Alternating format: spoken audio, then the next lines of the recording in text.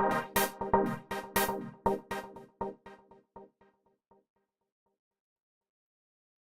got a lovely set of panelists and some really great guests. And also, welcome to our online audience. I'm sorry we're running a little bit late, but our Knowledge Cafe was really good and we couldn't get them to come in. So with all that, I'm going to kick this over to Dr. Joyce Valenza, who is going to be our moderator for this evening, and enjoy. We should probably turn the music off. Oh, yes, sorry. If I just turn the Spotify, There we go. Okay, great. Hi, everybody. Welcome to our students who are here with us and our community who's here with us, and also to the folks who are joining us online. And thank you, panelists, for joining us tonight. I started looking for some inspirational quotes about design before to get us started tonight, and I found two that really spoke to me. Speaking of a Macintosh computer, Steve Jobs once said, "Design is a funny word. Some people think design means how it looks, but of course, if you dig deeper, it's really how it works. To design something really well, you have to get it. You have to really grok what it's all about. It takes a passionate commitment to really thoroughly understand something, to chew it up, not just quickly, to swallow it. Most people don't take the time to do that." The second quote is a little quirkier, perhaps. Speaking of the Imperial shuttle they were flying, Han Solo once said to Chewbacca, "No, I don't think the Empire had Wookiees in mind when they designed it, Chewie." And I think we're always thinking about our user, we're always thinking about what's possible, we're always thinking about how it works, and maybe to some degree, of course, how it looks. It's very possible, although you may not believe me now if you're students here, that you'll be faced with an opportunity to truly understand your community's needs and to dream about the space that is possible. You'll have opportunities to make minor tweaks, and you'll also have opportunities to plan magical transformations. As new professionals, you need to be ready. I had 4 redesign challenges in my career, and the first happened when I was just 25 years old, and I was faced with a $1 million project. I didn't understand the language of my architect, and I didn't even know what a general contractor was. They didn't teach me that in library school, so I think you're lucky that you're going to get caught up a little bit up to speed tonight. My architect told me that it was a good idea to have a lovely skylight over my meeting room movie screen, and I didn't feel professional enough to question that, and it was a mistake I regretted, and somebody else is probably regretting many years since. Tonight we're going to have a conversation about space, inspired by one exciting case study. How Princeton Public Library moved from a project that was about furniture to a complete overhaul. How Princeton Public Library is radically redesigning its space to better serve its changing community needs and new information-seeking behaviors of the public.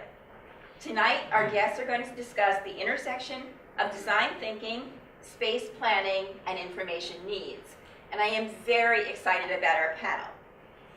I'm delighted to introduce first Leslie Berger. Leslie Berger teaches here and is developing a new course for us that you will likely have an opportunity to take very soon.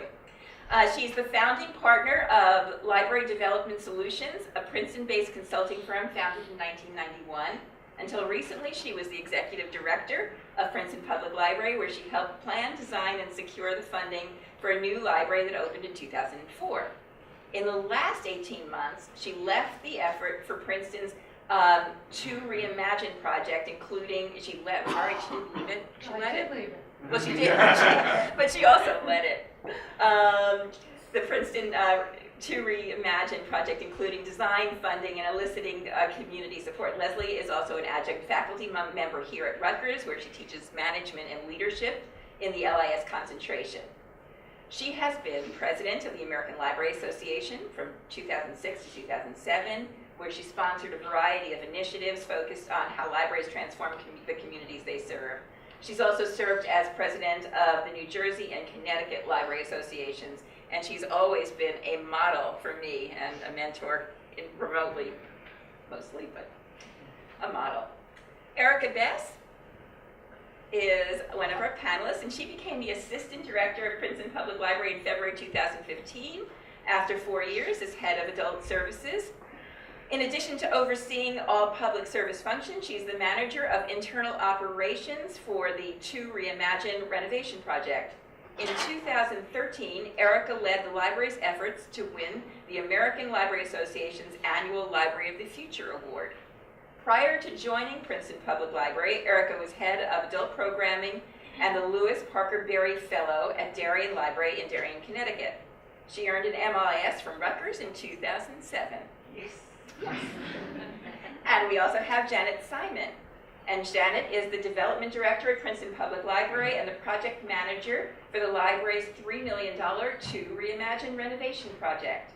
With former executive director Leslie, Janet has played a key role in the strategic planning and implementation for the 2 Reimagine building campaign and the design project. We also have Andrew Berman, and Andrew Berman's architectural work is focused on the realization of unique and finely executed buildings and spaces, capitalizing on specific qualities of place and the opportunities latent in each client's program. His projects include art spaces, performance spaces, libraries, and private residences and workspaces. Andrew is currently working with New York Public Library and Princeton Public Library, and in 2014 participated in a creative study entitled Re-envisioning Branch Libraries for New York City. Later on, you will meet Chris Carbone, who is director of the South Brunswick Public Library and the incoming NJLA president. Correct me if I'm wrong on any of these things. He has an MLS from Rutgers, which he received in 1994. We also have with us Bob Bilvin, who is director of New Brunswick Free Public Library and has been there for 25 years. He received his PhD from Rutgers in 2006 and says he has the record of years between quals and completion of a PhD degree. I think that's something to congratulate. I'm not sure. He's also proud that he has 4 sons and lives in New Brunswick. So we have a wonderful panel tonight, and shall we get started? Leslie, are you up first? Do you want us to come up? I'm not sure. What do you Yes, think? why don't you come up, Leslie, and take there, and your presentation is loaded and ready to go. And if you want to walk around, there's a clicker. Okay, let me just find the presentation. And the tab next to it. Oh, thank you.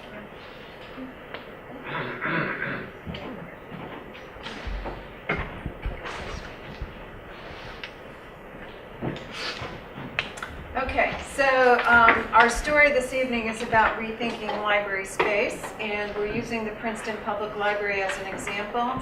But I hope that you will, as you're listening to the story that we're going to be telling you this evening, understand that this is not just how one community does it and that's the way it has to be done, but it's something that all of you can learn from and perhaps take bits and pieces of what we've experienced over the last 18 months and apply that to whatever situation you're in. So, like Joyce, I've been a librarian for, well, maybe not like Joyce, I've been a librarian for a really long time. And my first experience in renovating space was actually when I was a summer worker at a small suburban public library in Fairfield, Connecticut. And they were replacing draperies. And they had 3 or 4 different options they were considering. It was for a children's room. So I wasn't shy. I expressed an opinion. I liked the ones that were bright and blue and red and white and splashy and sort of childlike. And I was immediately told that I couldn't have an opinion. So that was an important first lesson for me, to understand that I do have an opinion, and it's okay to share that. And I've continued to do that throughout my professional career.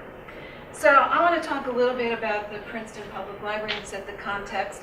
It's a pretty beautiful space. I will say so myself, even though I did have something to do with with the design and construction of this building. As Joyce mentioned, it opened in 2004, so it's a little bit getting up there in age, but not by standard as compared to other libraries in New Jersey. We're not talking about a 100-year-old library.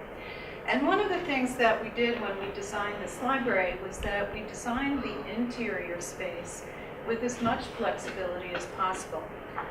The idea was that whatever we thought we knew in 2001, 2002, when we were designing the space, we knew that we weren't as smart as we needed to be to know what people would need 15 years later. And so the idea behind building flexibility, lack of fixed walls, supporting walls, was the thought that every 10 years or so, we would be refreshing this space and thinking about watching how people were using it, thinking about how we needed to respond to the changes in the way people were using our space and adapting it as we moved along. I think that's a really powerful idea. It's not something you can easily do when you have a Carnegie design building that was not particularly designed with that thought in mind. But for any of you who are either contemplating, involved in, or will find yourself in a situation where you have that opportunity, remember flexibility. Flexibility is really, really important. So clearly libraries have changed a lot in the last 20 years, and they've changed a whole lot just within the last 5 to 7 years.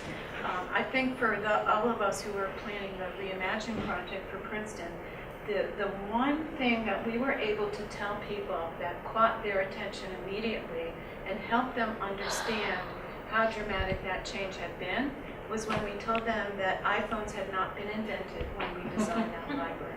That it wasn't until 2007 that iPhones came on the scene and that people suddenly had computers in their pocket. And that's a really powerful thought. It changed all of us, the way in which we seek information and how we use libraries.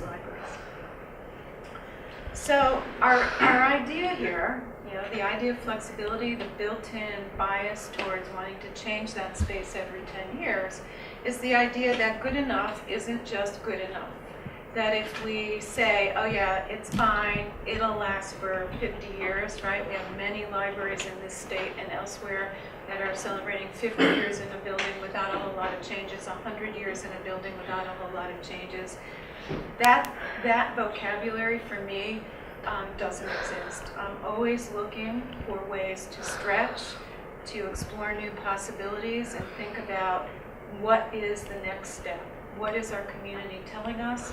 How do we need to respond? And how do we ensure that we not only engage people who use the library now, but engage people who haven't thought about the library recently and make sure that we're engaging future generations. So keeping everything the same for a long time is probably not the way to do that. And what you're looking at here is on the left side of the screen. I think that's probably a 6 or 7 year old photograph of how we had our public computers set up. They were packed very densely on these tables. And you can see that there's some low bookcases interspersed among the computers. That was our 8,000 volume reference collection. We had 8,000 reference volumes when we opened in 2004. And by 2008, 2009, it was pretty apparent that all they were doing was creating sound barriers, absorbing noise, and collecting dust. So we made a decision to remove them. And Erica can tell you that this was a long process, foreshortened by me saying get it done by a certain date. Then it moved pretty quickly.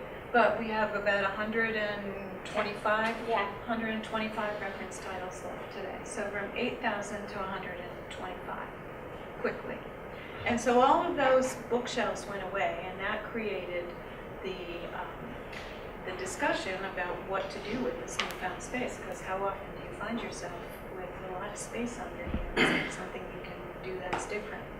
And I think the other image here is really showing, you know, again, this is an old photo, but it's showing that the computers lined up very properly. They were supposed to be short-term Internet Express computers, and a mammoth, really mammoth reference desk waiting for those questions to arrive. And that world has changed as well. So even though it looks pretty and it was good and most people weren't complaining every day, I think we as a staff were observing how people were coming to use the space, the kinds of inquiries we were getting for more meeting space, more space to collaborate, more plugs for the devices that they were bringing through the door. It was really important to take a look at that space and think differently about it. So that began our discussions, and I think we were a little bit up in the air about what that might look like. Janet's going to talk to you about our thinking and how that evolved over time. But I'd like to just talk to you about my role as the leader of that organization in terms of how to propel that conversation in a way that got as many staff possible engaged in the conversation, try to engage our stakeholders in a conversation about what that space should be like, in order to do a little bit of what we were just doing in that Knowledge Cafe, really kind of put any idea out on the table and think about what our new design space should be like.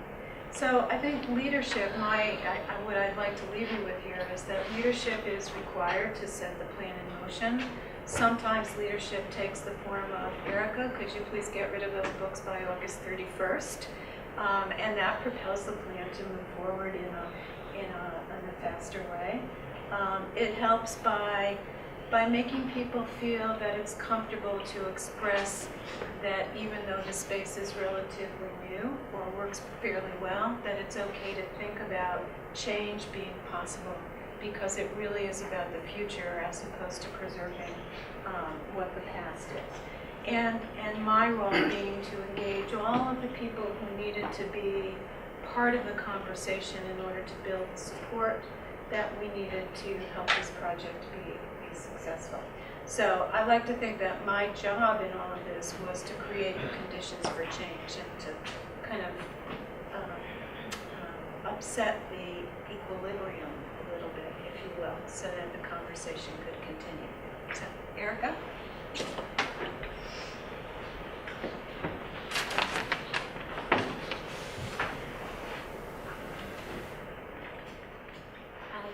So I just want to mention that sometimes thinking about a redesign or construction project at a library seems like a far off prospect, but just to give you a little bit of perspective, I graduated in 2007 here from Rutgers University with my library degree, and I went to work at a public library. On my very first day of being a librarian, I was pulled into a massive construction project, and I had no idea that that was going to happen, but it did. And Princeton Public Library is the second library that I've worked in. So I've had 2 jobs as a librarian, and in both jobs had big construction projects. So it's very much a reality that you fortunately, and I hope that you do have, because now's the time that libraries are really taking the opportunity to think about design. So. And continuing what Leslie was talking about, once we decided that we wanted to make a change, what we did want to make sure of was that the changes that we implemented had the voice of our community. And very lucky for us, Princeton is a forward-thinking and innovative community, so we knew that if we implemented changes that reflected what the community wanted, that we were going to build a space and design a space that would be sustainable for the future. And so, one of the things that we decided to do was have the service staff complete a survey and answer questions about what they envisioned the library to look like in 5 years and what that meant for different kinds of workspace and functions. And from the surveys that they completed, we pulled out information to give to our architect, Andrew, and his team about what we thought people really wanted to see in a redesigned space. And this little graphic here kind of gives you a sense of the things that were really important to the staff. And of course, the staff at the library really had their finger on the pulse of what the community wanted, just from the everyday conversations that we had with our customers, from observations that we had of people using the space, of going out into the community and talking to organizations and finding out what they wanted in the library. And we learned that what people really wanted were defined spaces, spaces that had a specific purpose, so that when you walked into the space or when you were making use of the space, you knew that it was meant for quiet and not for talking, or for talking and not for quiet. They wanted privacy, they wanted a place to collaborate, they wanted to go into our study rooms and do long distance conferencing. They wanted to be able to book a study room without having to go into some wrestling match or fight with other people for space. So, and they also really wanted it to reflect the idea of Princeton, which is, you think of Princeton, you think wow. And we wanted the space to really have this wow factor. We felt that the second floor was the floor that you either never made it up to, or you quickly rushed past when you were trying to get up to see the fish tank on the third floor of the children's library. And so we wanted to be the space that people stopped at, and that it became a destination for the library instead of just this place that you rushed quickly by because you wanted to get to the fish tank. So, that was part one of how we got feedback and made sure that our community's voice was reflected in the design, was polling the staff and seeing what their response was to listening to the community. And then the second part was further along in the process. We actually did pull in community members and showed them our design, our preliminary designs. It's changed quite a bit since, but preliminary designs. And what we found was that it really did reflect the community response, reflected and was well aligned with what our staff had put out there as what the library really needed. So we were pleased with that. We felt like it reaffirmed the fact that our staff really understood the community and that the community understood the direction of the library. Okay.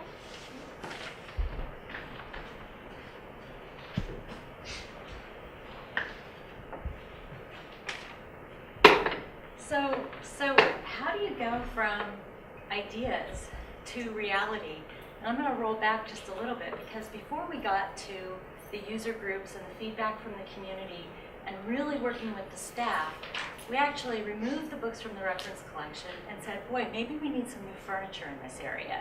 And so the first thing we did was we went to an interior designer and we looked at what could we get with furniture solutions on the second floor. We had a very open plan. We had the books at the center of the floor. So they were really occupying the space, and people were sort of pushed to the perimeter. And that first solution seemed kind of superficial. It just didn't begin to answer the questions that the librarians were really seeing as the needs that the customers were sharing with the community, with the librarians, and it seemed like what the community was looking for. And so that actually was the first generator to a series of institutional conversations about what do we think the future is of this institution? What do we think the community is looking for? And it was that moment, I think, that was the sort of epiphany that said, maybe we need to take this process a little bit more seriously. I'm not sure how to forward this. Other direction. Okay. And that's when we said, we need to find a really good architect who can help us begin to evaluate the program needs and the fit for our space.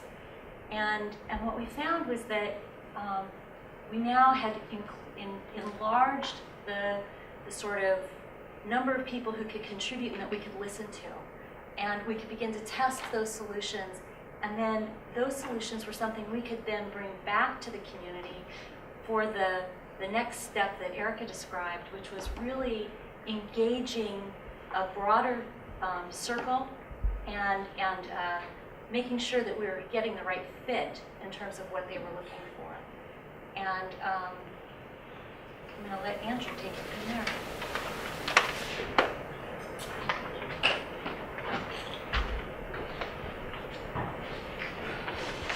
Thank you very much.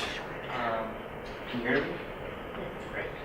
So, as you heard in the introduction, I have an architectural practice. We're a small practice of 10 architects, and we're small in large part because we work in a very kind of personal and engaged manner with our clients. And I've had I've been fortunate as a practicing architect because, one, I've done now 5 libraries with the New York Public Library. I'm working in Princeton, and we've done a very interesting design study on branch libraries. And libraries have been dear to me since I'm a child, as libraries burrow into people's imaginations and hearts, I think, often as children and then as people who go through the educational levels. And I've also been very lucky that I've worked with a very diverse clientele. I've designed a firehouse, art spaces, art museums, painting studios, residences, performing arts centers, and all of this has really helped to show me that every project comes with people. People have very strong ideas, strong needs, strong biases, and strong personalities. And a large part of an architect's responsibility, I believe, is to be able to absorb that, to hear it, and then to turn all of that is into something creative and something that's very performative going forward. The other thing that an architect can and I think should do is to be responsible for the environment around them. That often comes in the form of buildings. So we are often given a building to work with, such as the Princeton Public Library, or an urban situation or a piece of landscape. And those structures don't speak, but we have to speak for them. And so in a sense, the architect has to synthesize both the context, the structure, the environment, as well as the client use. And I thought the quote of Steve Jobs was very good and instructive, that there was always a need in performance. But something that he didn't say, but I think he gave good voice to in his career, was that the end result of design is actually a very strong feeling. Good design feels a certain way, and that's what's memorable. It's not just what you did, but how you did it, and how it felt. And architecturally, this is something that we always try to bring forward. Now, let me see if I can move forward here. Oops. Oh, sorry.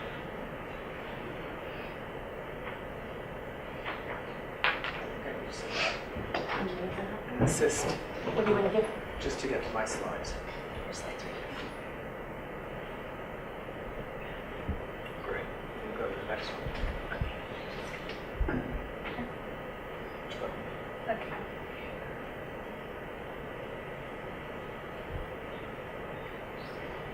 Great. Thank you. So, as Leslie said, the process starts with a conversation. And I was invited down to Princeton, and we spoke together. Leslie, Janet, Erica, and ultimately we spoke with many more people on the staff. And it was an opportunity to hear what the library wanted, to hear what they needed, what they aspired to. It was also an opportunity for myself and my team to just walk the space, see how people use the space, how they move through it, and get a sense of the feeling and the performance of the place. And one thing that I left, that I wrote very clearly, is feeling, wow, this is a very nice library. I walk often into places that are in dire need. They're no longer performing what they should do. They're cold, they're hot, they're wet, whatever it is. This is a great library, and the reasons for doing the work here is all coming from strength and the desire to do something better and keep moving forward. Now, this is a plan of the library as it was and still is for the most part. And one thing, the most important thing I wanted to point out here was, you see the whole center of the library is full of stacks of books. And the opportunity here and in many libraries now is how to bridge the analog to digital, what is kind of thought of as a divide, and what to do with it. And here's our kind of starting points of what to do with it. And the simple answer is, I think, by having less dependency on the warehousing requirements for books, the opportunity is to make places for people.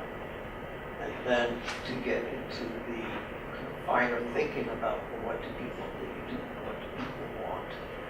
And Princeton gave a very good voice to that. Everybody at Princeton that we've worked with is a very good advocate for their patrons, their clients.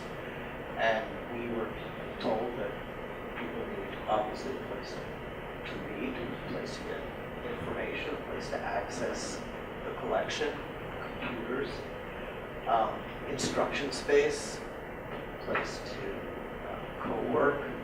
It might be out in the open, it might be in a private room.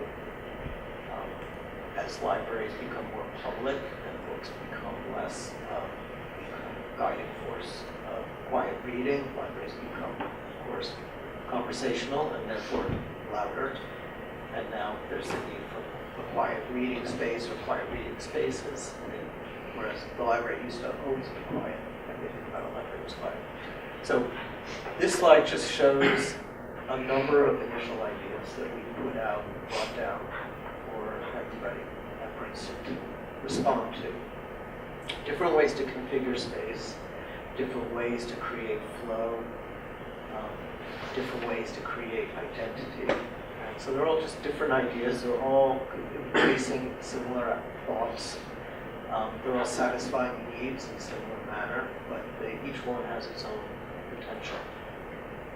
And the design process is a very iterative process. The design process, as I see it, is a very iterative process.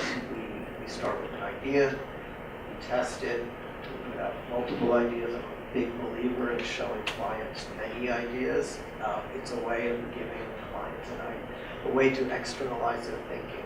They have something to respond to, and then I have something to hear in response. Now here is kind of the next step where we're down to, say, 2 schemes. On the left is a bit more indicative of where we arrived. On the right is something that we tested and we've passed. Still can't hear? Yeah, I still need to talk louder. Okay. And what you're seeing here is towards the center of the library. We have created spaces for people, reading rooms, co-working rooms, some technology spaces, all spaces for congregation. And then that's in the darker zone in the middle.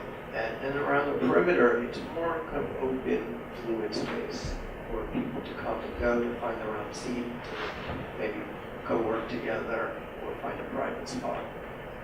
And that kind of definition of space is also key to the building itself. The perimeter has windows. The perimeter has nice views. The perimeter has light. And we've set up this binary quality of open flowing space to the light around the perimeter and the more enclosed spaces in the center. And in parallel with working on spatial organizations, which you see in the plan, we're working on perspectives and models and ways of trying to test ideas, establish feeling, establish a kind of scale, material palette, all the things that actually create character in the end. And ultimately, a library has to have a lot of character. People have to feel comfortable there, they have to want to come, and they have to want to actually remain for time.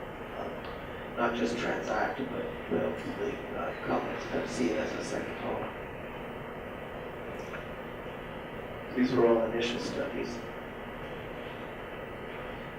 One thing to point out is we developed an idea of the book being something that's always presented to the library visitor. The book is seen. It's not buried in the stacks.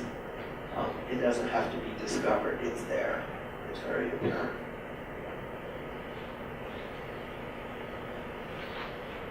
This view shows an early idea that we arrived at, which was this kind of what I called initially the resource hub, which is a central space in the library, a point of arrival where the patron and the staff can meet. It's in lieu of the reception desk. It's no longer people meet across a piece of furniture, but people meet around a table. There's inherent flexibility here. There's also kind of breaking down of the hierarchy of us and them, the service. Here's a view of a kind of transaction around the screen. It could be around the book, it could just be a conversation itself. So here's more or less the final plan. And again, you can see kind of in the center of the space, there's a series of distinct spaces that each have a use. And right here is the resource hub. And then to the left, there are a series of co-working rooms. To the left of that is a quiet reading room, which in a sense is like the classic reading room, long tables, as well as some lounge chairs.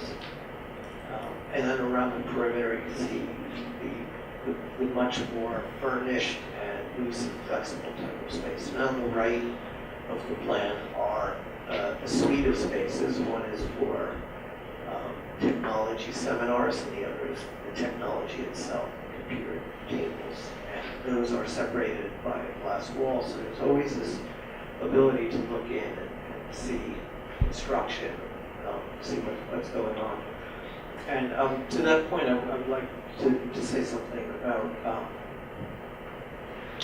one of the kind of underpinning ideas of this design, and I think everything we've done with libraries, is to want to be able to present to the user the entire space at once, to make it comprehensible and therefore make it accessible. One can arrive and very kind of casually, naturally, and intuitively find your place. Find your place specifically without the signage and without a docent, or find your place that is just comfortable for you because you feel comfortable moving forward and seeking out. I think a lot of buildings are very off-putting. Certainly, older classical architecture is very hierarchical, and this is something that I can respect very much. It's had its place, but in a contemporary environment such as a public library, one wants the building to invite and put one in and through. So there's some other views. Again, the books are very much on display. Digital doesn't have a face as much. The books are very tactile. The books are also, I find in all our work, are as loved as ever. They're not taking second place, and they're not losing out in the competition with digital. They're just a complementary form of knowledge and pleasure. This image speaks to the point of looking from space to space, looking in and through, and always having a kind of sense of being part of a larger community. The technology areas.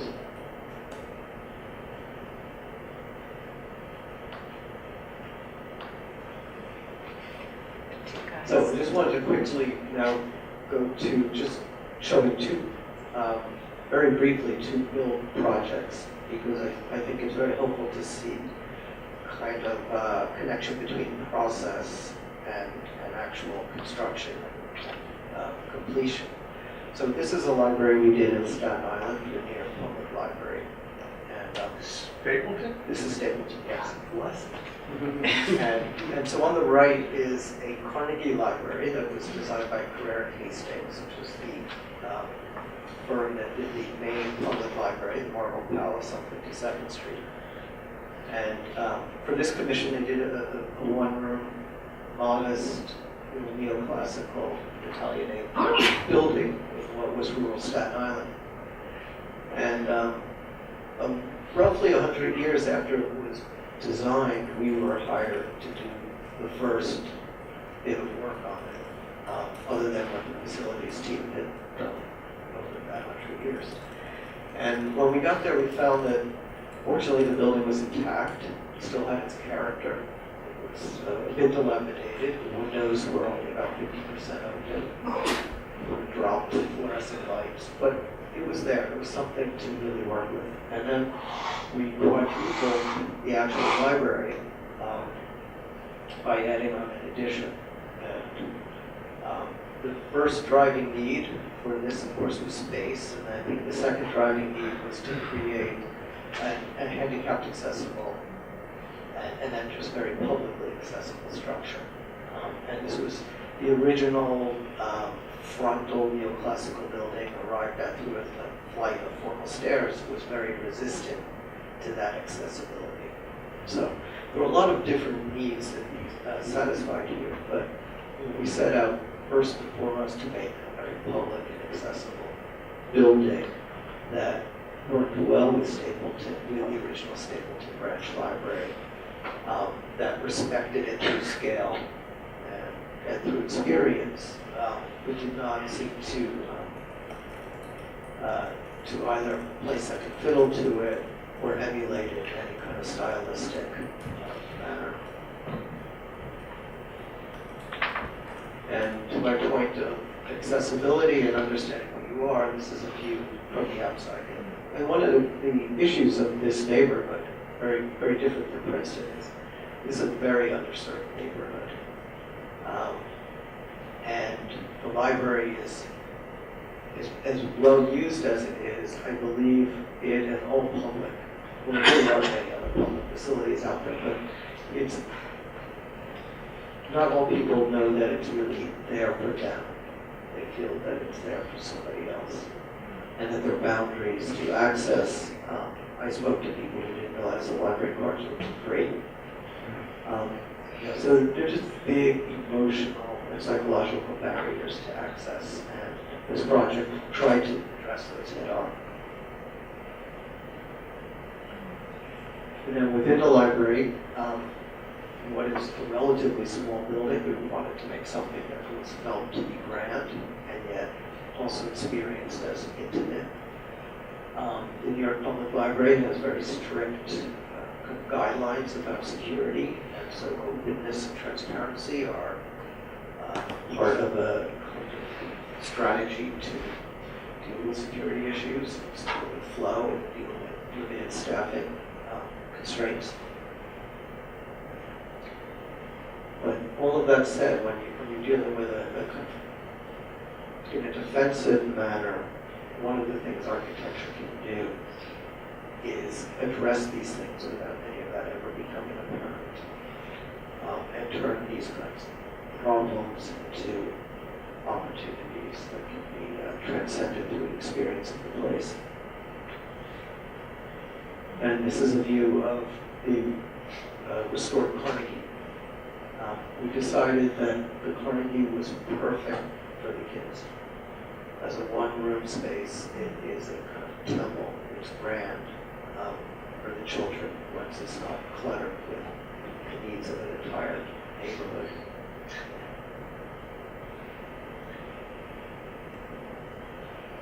There you see the interesting contrast. The Carnegie is a wonderful building, but you can't really see into it. The windows are up high.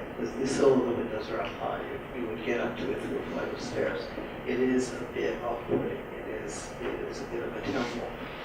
And the new building is something you can walk up to and just flow into. And this is a renovation of another Carnegie for children. This is in Washington Heights. Some of the same ideas, but I just wanted to show this in that furniture here is used very much as a way of creating space, creating scale, and creating place within a big space. And this speaks to Leslie's comment about flexibility. Flexibility is enormously important, and one can design for flexibility and design for change in a kind of organic manner by anticipating needs and designing spaces that are inherently multi-purpose, maybe large enough that they can flow from one thing to the next. Flexibility is also something that can be designed through technology, moving partitions, folding walls. And there's a place for that, but my experience is that these very costly ways of designing in flexibility are also inherently flawed. They require maintenance, money, capital investment, and knowledge. And they tend to be very specific in what they are addressing. Space itself can be well configured, can flow and change with time. And here again, to the point of furniture, in a way, showing how furniture can create a room itself. By just creating a window seat, bringing a couch up to it, and create a little room within a big room for a person, a child, or a family. And so just briefly, the library study that we worked on with Leslie for the New York Public Library was a prolonged library study, and many ideas were brought to it. I'm just showing you 2 slides here. We came up with ideas that I mentioned for Princeton and the other New York Public Library projects, but ideas of transparency, ideas of creating open floor space, that's active floor space, so moving books to the perimeter, moving them strategically to open up places for people. Something we arrived at feeling very strongly is that community spaces have to be provided for, community co-working spaces. And that ideally these spaces are something that can work within the body of the library, but even have perhaps an autonomous life from the library. At least in New York City, staffing is an enormous limitation. The amount of hours that the library can be open. So we thought a lot about how can libraries provide 24/7 without actually being open and staffed 24/7. So a community room that has a public frontage, that can be a little bit of a pocket of public space, accessible after hours was an important idea. So too is the second idea, the Engower room. This is actually, to put it bluntly, a glorified entry vestibule that can start to have some of the key transactional items that a public library might need. So for book drop-off, book pickup, a computer interface, Wi-Fi, just some light, a repose, all things that public library provides everybody maximally, but after hours, when the doors are locked, it provides nothing to anybody. There's a lot of, in this study we thought a lot about, well, how can we provide something even when the library's closed? And the final point I wanted to mention here was just the importance of Wi-Fi. At least in New York City, it is, we take it for granted, everybody has it, it's in their pocket, and it's out in the air, but in fact, many people can only get it in the public library. And so we developed, tried to articulate a need to create public space around the library where Wi-Fi can be received and used by the public after hours. So these are all kind of targeted ideas that we've been working on in each of our projects, and hopefully some of them will be manifest in Princeton. and final is just an example of these ideas brought to bear by other peers at the library.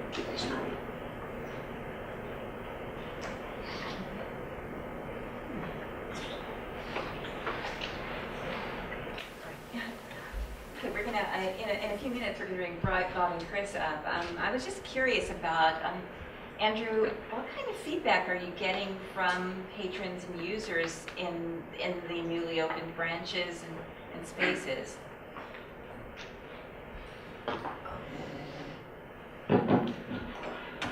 Fortunately, very positive. We get great feedback.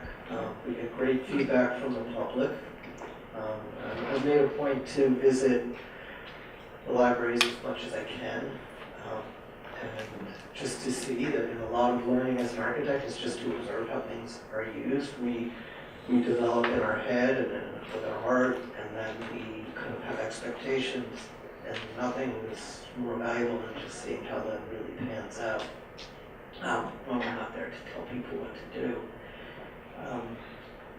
We've seen a lot of good success, and some of the specific comments I've received for, say, for Stapleton were that it's very comfortable. It feels like a natural place to be.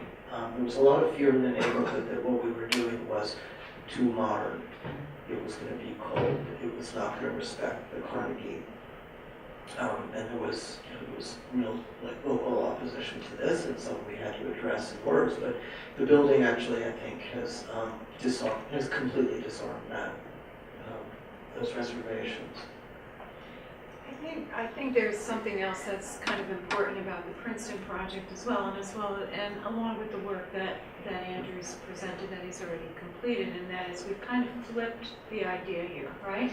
So if you looked at our old plan, we saw that what was being the focal point of that second floor was the books. It was the staff core. It was the bread and butter of the library business, right? It's why people go to libraries, because they're looking for books. And what we've done in this design, I think, is kind of flip that.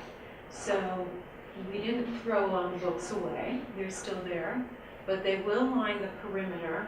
And in addition to that, I think the staff has come up with a very creative way to create a collection that is ultimately much more browsable and findable than it ever was before. So the books will be rearranged by neighborhood, and we will still have Dewey numbers as locations, but in a neighborhood there may be disparate Dewey numbers, so we won't have a straight 0 to 999 Dewey sequence anymore. And we don't know how that's, well, I don't know how that's going to work, but I think it's going to work fine. I think it's going to really help people rethink the way in which they use that collection, and ultimately what I hope it will do is get more of those books that were sitting on the shelves into their hands. Right. So that's a big change. There's a huge change. I hope I gave adequate voice to how important behind all of the design thinking and all the conversations we had between the client, clients, myself, was how we were really embarking on making a facility for people. And books are there for people, technology is there for people, a comfortable seat, properly sized table is there for people, but there are all spaces for people to use in various ways. And I actually think that was one of the most important driving factors for the project, that the book, or rather the people were taking the center stage, and that all of the spaces that we were trying to create had to do with these patterns of use that weren't necessarily about the book. I mean, this is a library in a community of 30,000 people that sees somewhere between 2,200 and 25 people coming through our doors every day, attending, over 2,000 programs. And so it is truly the community center. It's where kids come for tutoring. It's all of those other uses. And so it really takes to heart this sense that the library is more than the sum of its parts. I was curious, with all the focus on participatory culture, and the work that Jenkins has been doing. Is production part of your plan, production and sharing and presentation? I know you've got large community rooms. Does that play a role in your thinking about what types of activities are going to happen in the library? The creation and production spaces? So you're thinking about like makerspace or maybe digital not. media lab, Yeah. that kind of thing? Even music studios and things. Right. Yeah. We did not build that into this space, but that doesn't mean it can't be added at a future. So the flexibility Right. means that you can study the use as it evolves. And then I have a But I would sorry. say that many of these spaces are designed to allow people to come together and use them on their own terms. So the co-working rooms are for somebody who needs quiet study space, tutoring space, who's running a business out of the library, Right. or at least just to have, do a WebEx with a family who's far away, and this is an access to technology and enough privacy to have that experience. So these spaces, properly identified and configured, create this ability to do things that one could not do otherwise without the luxuries, perhaps at home. So a lot of what I'm thinking about in libraries, and I think Princeton is giving good voice to, is how to take and reclaim some public space for the public, and not assume that everybody has everything at home or at work. And we have an awful lot as a culture at home and at work, but it's a completely different thing when you can do it in public and do it with your neighbors, and ultimately it becomes a very community-based and building experience. This was one of the great thrills of Stapleton, to see a community that's very, there's a lot of problems there, and with a lack of public space, accessible public space, those people are just denied. But here, it was because the library decided to buy the land next door to the old branch library, it could create something generous. It could change the community. And it does change it. Absolutely does. And so to your question, one of the nicest and most moving comments was from an older woman who told me it's been about 10 years since she came out of her apartment. And now she comes every day. And that's, it's not because she loves design, it's just that it's there. All sorts of metaphors. That's her living room, perhaps. Yeah. Oh, yes. So Bob and Chris, would you like to join our panel? And I'm not sure exactly what the situations are in your libraries, but I know you have some questions. It was interesting while you were coming up, I worked in 2 Carnegie buildings, and seeing the possibilities just blew my mind of that possible change. So Bob and Chris, what are your thoughts? You have your microphones there? Okay. How are you responding to all this excitement? Well, first of all, the first urban branch I worked in was Stapleton. First time I got told that when I got off work, there were a couple of guys who were going to meet me. It taught me a lot. By the way, the best way to handle that is say, how many guys you going to have? I'll get some of my friends. Then you can have some fun. Worked, thank God. Chris, you want to go first? Sure. Well, first, I just want to thank you all for being here. I think it's really inspiring and very much looking towards the future, which is already here. And to everyone else out there, I think it is true that the way people are using libraries has drastically changed. And for 100 years, it was focused on the book and where to put them and how to access them. And now it's really more about the people and how they all come together and they collaborate and they congregate and how can we better make that happen. And we still have the books as well. I'm at South Brunswick where we did a major expansion about 12 years ago, and so we're now also looking at it's time to revise and update and so on because of the way people are changing. This is a great project, and you're fortunate to have the support to do the entire floor all at once. I probably won't be in that situation, and then the other libraries might not as well. So my question would be if you could and I know every community is different and the needs are different, but if you could address just one or two of the key issues or key points, what do you think would be the most bang for your buck to start with? If you couldn't do an entire library or an entire level, if you could just do a small corner at a time and have to do things in small projects, how might you start? Well, I think even if it's understood from the beginning that you're going to work incrementally and in small bites, it's important to step back and think holistically about what is the objective and where are you trying to get in the end. And sometimes thinking that way can open up a realization that with the limited means that you might have, you can do a lot more than you think. Because perhaps it's not construction per se that you need to embark upon. It's not technology, it's not costly capital things. It could just be a simple arrangement. I think that's very important. And then if it still is capital intensive to get where you need to go, it gives the opportunity to think in a strategic manner so that you spend your money wisely and future renovations don't have to pay for undoing what you embark upon.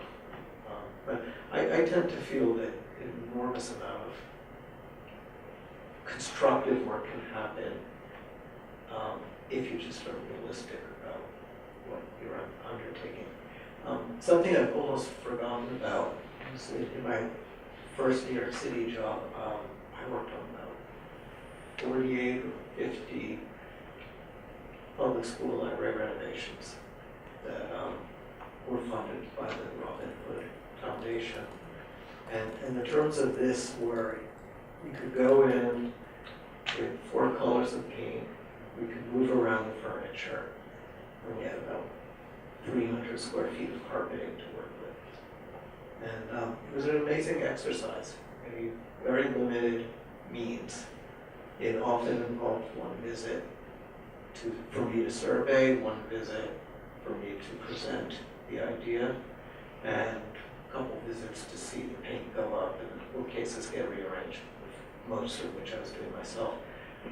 But it was a good lesson in seeing that you can do a lot with a little,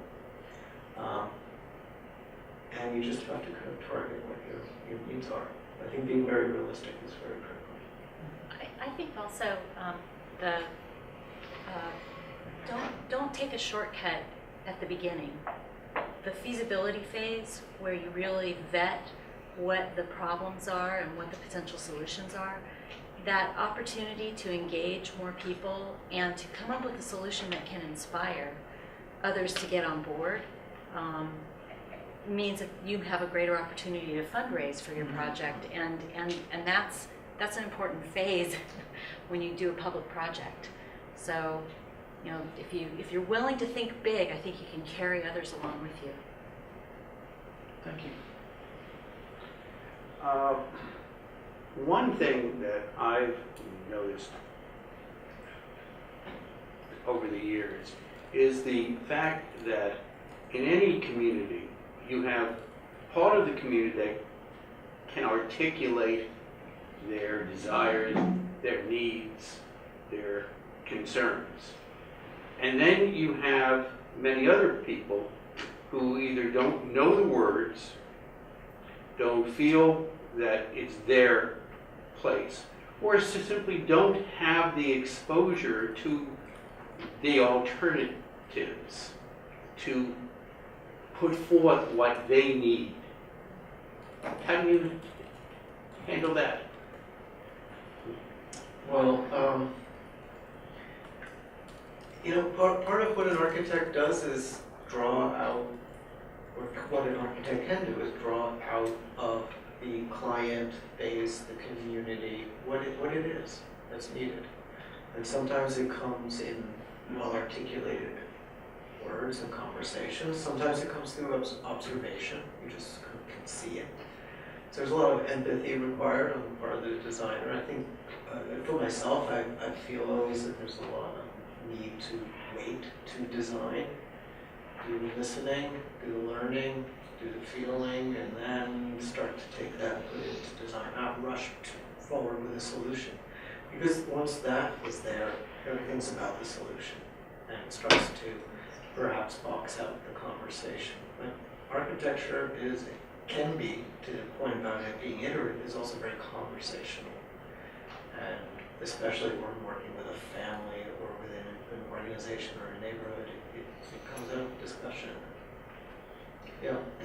I think also what Erica mentioned, where the staff had been carefully observing and documenting what the disconnect was between what people were asking for and what we were able to offer, was a very valuable exercise, and also a good way for the staff to understand not only what the community of users was asking for, but to think about how the community was changing. So I think it's sort of good to have a combination of talking to people in the community, getting people comfortable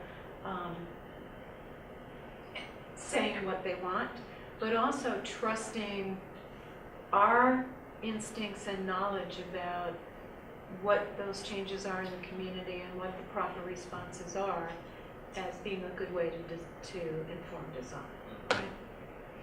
And I think what also helps is to identify the organizations in the community that serve these groups of people that you might not be reaching at the library, and inviting them to come in and talk about what they think the needs might be.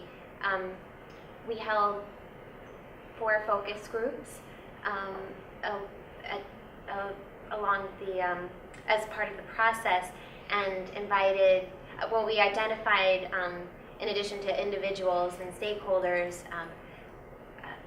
leaders of specific organizations of groups that we knew we weren't reaching, and asked them to come in and tell us what they thought about the design, and to see if what we had reimagined was going to serve their groups. Okay. Go ahead. No. No, you're going. Oh, okay.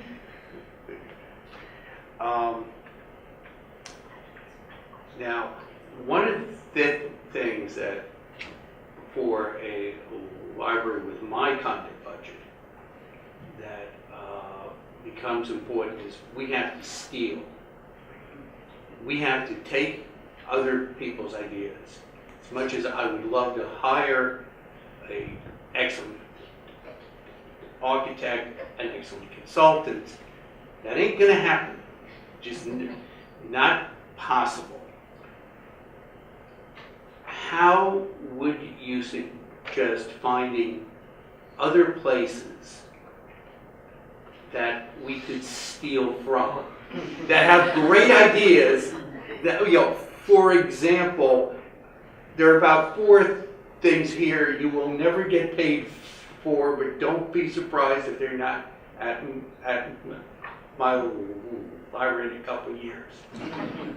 By the way, our public found out that Wi-Fi outside also works on those wonderful steps of Carnegie libraries with that nice porch that we have.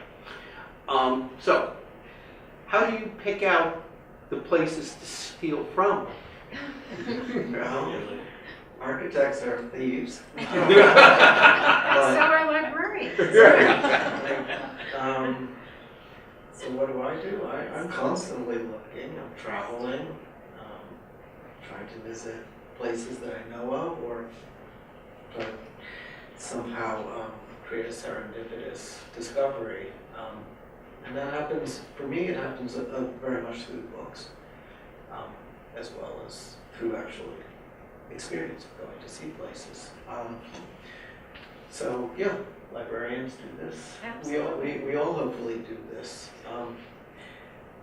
I have a phone full of photographs that I've taken in other libraries that I'm ready to send to Janet or Andrew or Erica and say, oh, how about this? Too late now. But, And students have a Pinterest design board for their school library spaces, and so we keep growing that semester after semester. But ultimately, to your question, the stealing is inspirational and it can be very motivational. But at some point, if you have complicated needs to address, you might need a professional of some sort, right? And that you shouldn't be deterred by the cost of that person, because in the scheme of an institution's needs and undertakings, I don't think that professional costs are going to be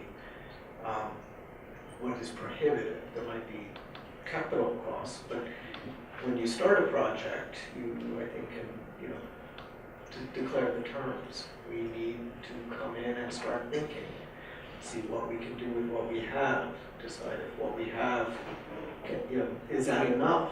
Will that get us to the next kind of increment of positive change?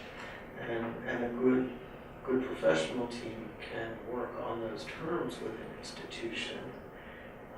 If there's a way to actually move it forward to a capital project, then so be it. But it might be something that you can still gain an awful lot with a relatively small investment. Thank you. Yes, I think Kurt has a question, and then we're going to open it up to our students and the rest of the community. Kurt? Thank you all very much, though, for an inspirational talk. I really got a lot out of that. I'm 1 month. Pardon me? Oh, my name's Kurt Wagner. I'm a university librarian at Monmouth University Library. I'm 1 month into my job there, and so it's like I hesitate to bring the whole topic of renovation and kind of radical redesign. I don't think they're quite ready to hear radical from me yet. But I have the privilege to work in a career in Hastings, designed 111-year-old mansion, which forms the historic core. And it's the Guggenheim Summer House. It was their beach cottage. It's amazing. It's marble floors and a palace. But it's got a modern 3-story addition where the collection and a lot of the library stuff is done. And so we have kind of that juxtaposition of the modern and the historic, and I walk back and forth between the two all the time. And so this was very very interesting to hear all these ideas, some of which has already kind of been in my mind too, and so it just kind of validated some of the things I've been thinking about, and I really appreciate that. I'm looking for ways, I believe one of you said, maybe Andrew, you said, very important to have a concept or an objective, or Leslie, I think maybe you said that, to kind of guide all the flow of ideas. And the one I have, and I appreciate hearing how I might capitalize on that or take it a little further, is they brought me in to kind of re-engage the library with the university community. It had kind of fallen apart from the university community. And what ideas or what kind of things can I do in using the structure or the design of the library that will help re-engage us? Because that's very important, of course, for a university library to be engaged with the mission of the university. So I don't expect there to be an answer or anything, but just any kind of suggestions would be appreciated. So I always think the best way to re-engage a community in a library that may not be in the front and center of their thinking is to do things that they wouldn't expect you would ever do in a library.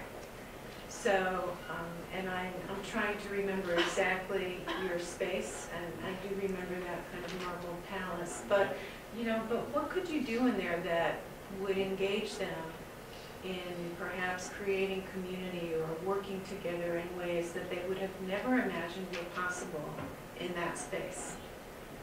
So. I want to bring maybe modern art into this classic historic space and maybe engage with the art faculty who maybe don't think they even have a role or a relationship in the library much. Right. That kind of thing, sounds like what you're saying. And right. It becomes kind of the public forum for everything that's going on in the university. Yep. Or at least a player, right? Yeah, exactly. Being a player is what I believe the university administration wants to see in the libraries. Thank you. Let the students eat in the library. Well, we have a cafe, and that was something, people had wanted. Yeah, say yes more than you say no. I believe in that too. I just had this image like, oh, it's close to the beach. You know how they create a beach in Paris during the summer along the Seine? Maybe you could have like chaise lounges or something. Beach party. A beach party in the library. Yeah. That'd be fun. Yeah. I'm Thank you. going to open to student questions, but one thing we did in our school library to understand how students use the space was to send them around with their own cameras to do video tours of the library through their own lenses. Then we collected all those videos and listened to them, and we saw that people had different space needs. Some of them thought of them as their office, some people thought of them as their runway, their library as a runway. It's really fascinating. I do want to mention design thinking for libraries, which is an IDEO and Gates-sponsored 3-volume set that you can download for free. So that'd be great. Students, what are you thinking? And this is a student question. Yeah, let's hear some student questions. Oh, Faculty are allowed, of course, I'm sorry.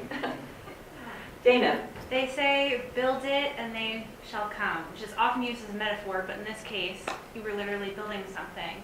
Did you find people found their way to the new spaces, or was there, a strong marketing effort required to get the community to find out and start exploring? Well, they haven't built it yet, right?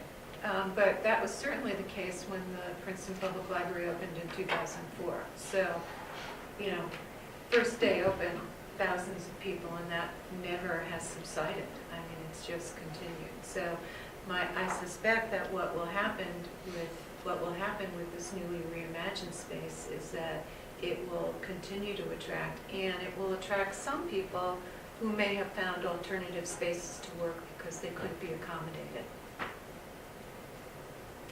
We hope.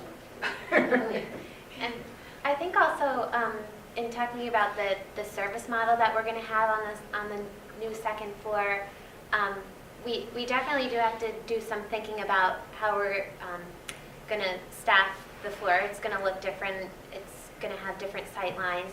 But I think we're also going to maybe wait and see how the customers make the space their own, because we, as much imagining that we and planning and thinking that we can do ahead of time, ultimately the customers are going to come in and make the space their own, and they're going to decide how they're going to use it. And so we will probably end up trying a service model and then changing it several times based on how our community tells us they're going to use the new space. I heard this wonderful thing on television yesterday morning, well, I think it's wonderful, that the Metropolitan Transit Authority is taking the subway attendants out of the booths. Have anybody ever seen a subway attendant who sits in that big glass booth in the New York subway, and they're not very friendly or particularly helpful? And the plan is they're taking them out of the booths, they're giving them tablets, they're going to wander around the subway stations helping people on the spot. And I thought, wow, if the Metropolitan Transit Authority can put a tablet in the hands of the unfriendliest subway attendants in the world, I bet libraries could probably do the same thing.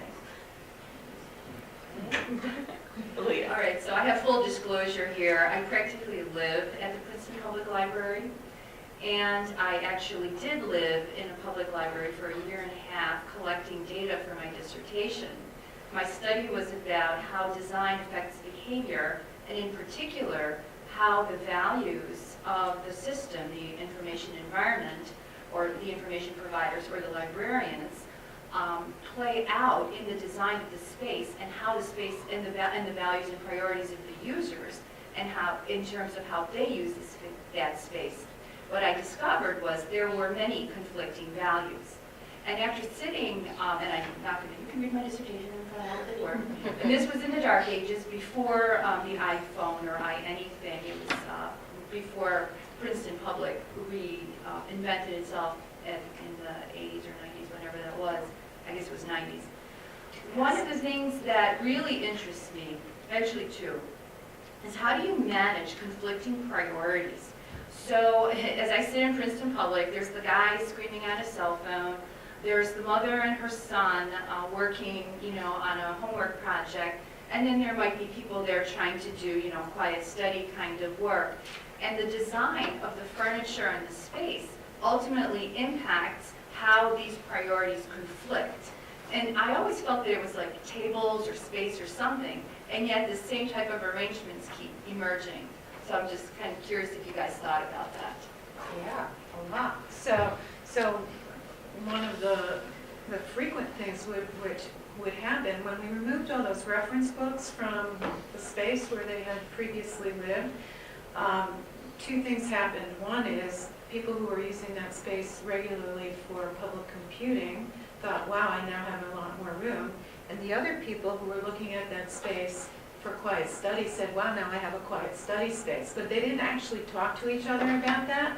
So it created this kind of frequent antagonism, right? Requiring mediation and counseling and sometimes a very polite invitation to leave. So I think what this design is doing is thinking about how do we begin to zone that space in a way that creates a quiet zone and makes it clear that that's quiet. And we even have little cell phone spaces, which we'll see if they actually use those. And the technology gets grouped with the technology so that we're trying to use design to create the behavior that should take place in that space. As Erica said, what actually happens when they go in the space will be an interesting exercise to see if we were actually right? Are you putting like cluster seating in that space, or is it Which individual? space? In your vision of how the space can be apportioned? Because if you have seats like around a table, that invites conversation, but if it's meant to be a quiet space, The why quiet would you room do that? will be quiet only, and, I'm not Oh, sure it's if in we're the going to quiet just room. have big giant signs that say quiet, quiet, quiet, but it will be designated as quiet, and clearly so. I think how do we interpret public space? I think that libraries historically have been these spaces with stacks that have been big open spaces. And in fact, that's how the Princeton Public Library was designed originally as well, which was 3 floors of an open plan with stacks. And what the second floor project, this reimagination, really does is it's actually creating a series of very discrete spaces that have multiple potential functions. So there's this opportunity to create discrete spaces for activities that we see are a need for now, like a quiet reading room, which seems like such a no-brainer that every library would have that, but we didn't. To having spaces that are technology commons that could be transformed into co-working zones, teaching spaces for technology training that could be meeting rooms, to periodical reading rooms that can transform into a fully digital-based information sharing space, or another kind of community or programming space. So and then in addition to those sort of discrete spaces that have potentially multiple uses, we've got this interstitial space around the perimeter that we kind of think of as a living room. And this idea that space may transform more frequently, that here's our best thinking today, but this is truly where the furniture solution tomorrow could transform that space. So this sense of sort of creating a system of hierarchies of how we think about those spaces and trying to think that we don't have it necessarily solved, but here's a few different ways that we could think forward about how those spaces could be used. So we'll take a quick, Stacy has questions from our online audience. Yes, our online students, how can a smaller library raise the amount of funds necessary for a great renovation without the size, budget, prestige of a New York Public Library or Princeton? It's been. I want to repeat the question. How can a smaller library raise the amount of funds necessary for a great renovation without the size, budget, or prestige of a New York Public Library or Princeton? So I would like to, I think it's been mentioned here several times this evening, that idea of having kind of a holistic plan that that presents the possibilities. And we did not, I think it's important for you to all know that we did not have a universal joy when we first started talking about what we're doing on that second floor. So there was a lot of convincing and cajoling and talking that went into getting that project approved. But I like to think that when you have a plan that kind of creates a wonderful possibility and a vision for the future that people can understand, that it begins to give you a way to have conversations with local governing officials about securing capital support to help get a project like that partially funded or even funded over a period of years. Or it gives you an opportunity to talk to business leaders and get them excited about it. So I think the idea of having a plan that everybody can get behind is not going to result in somebody just throwing money your way, but it gives you the opportunity to have conversations with the people who can help you be successful over time. Can I add to that?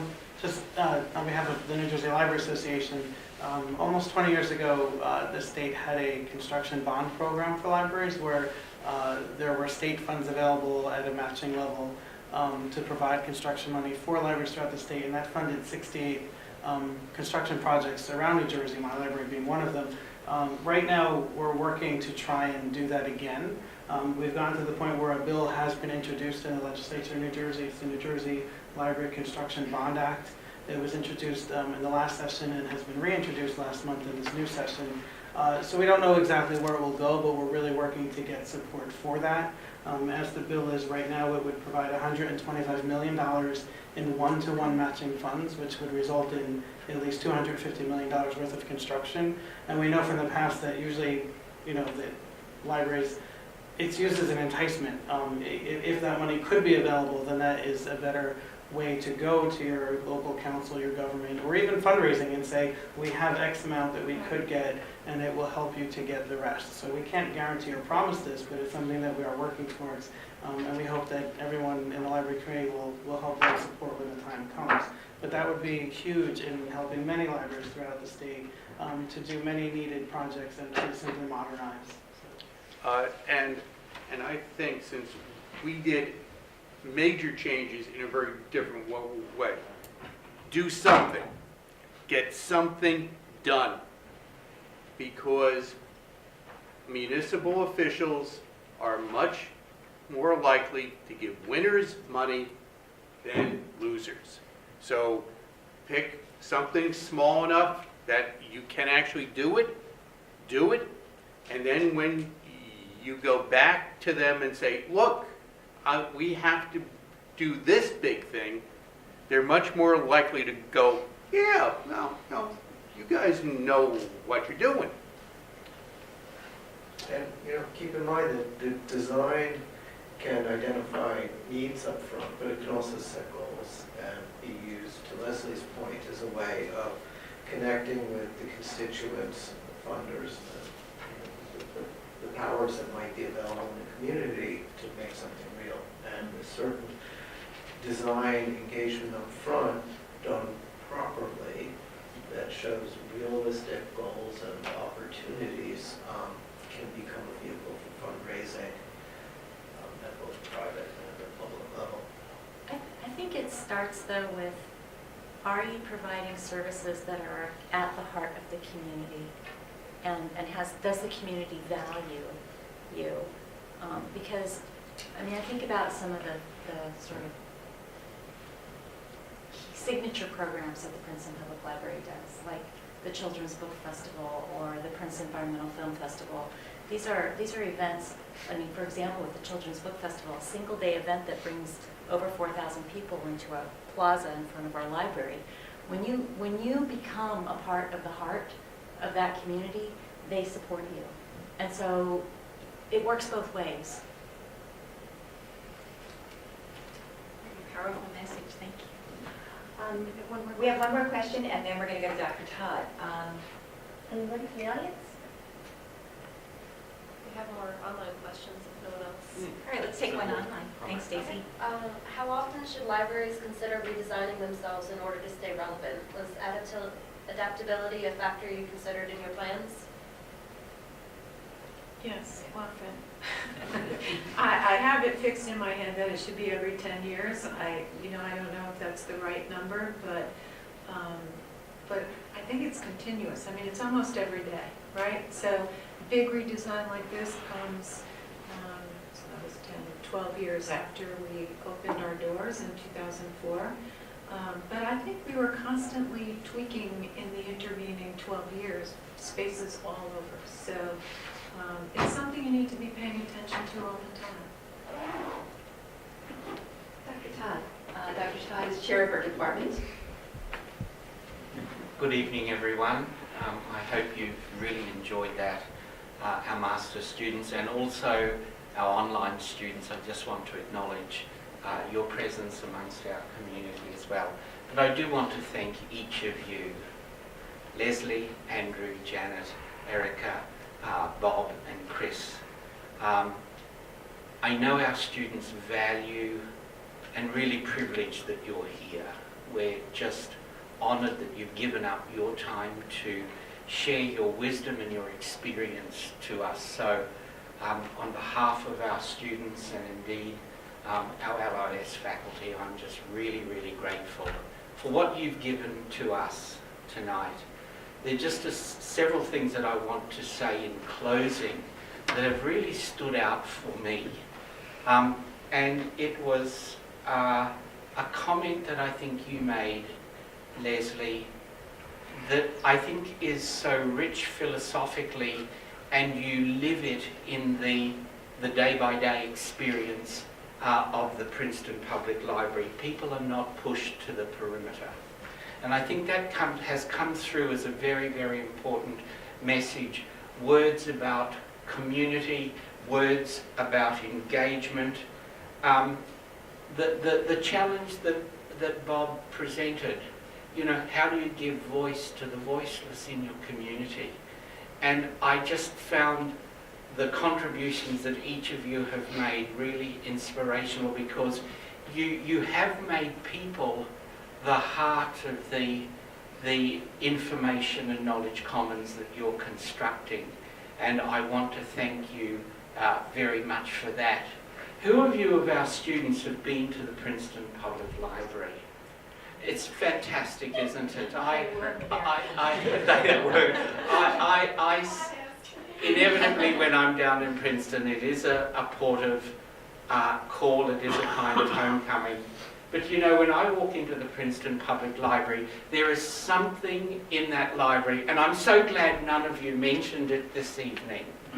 But what stands out for me as the embodiment of what you value and the services you provide is in fact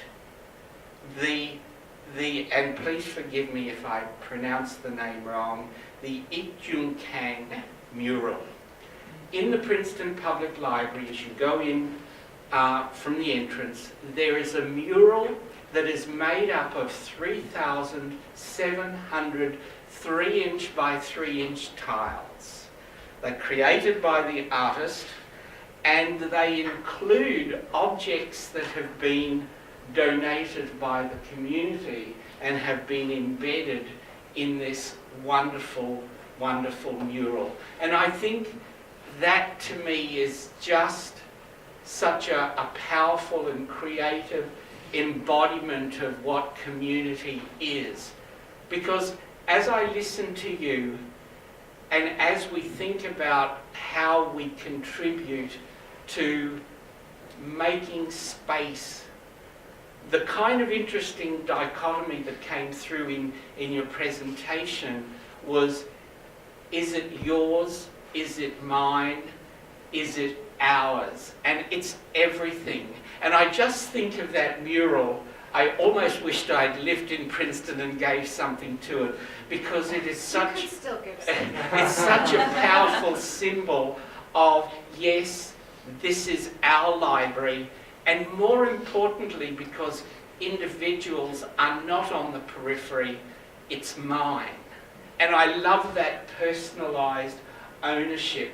So my warmest thanks to each of you for giving up your evening and supporting our work here in our department and our graduate students. Thank you very much. Truly, truly wonderful.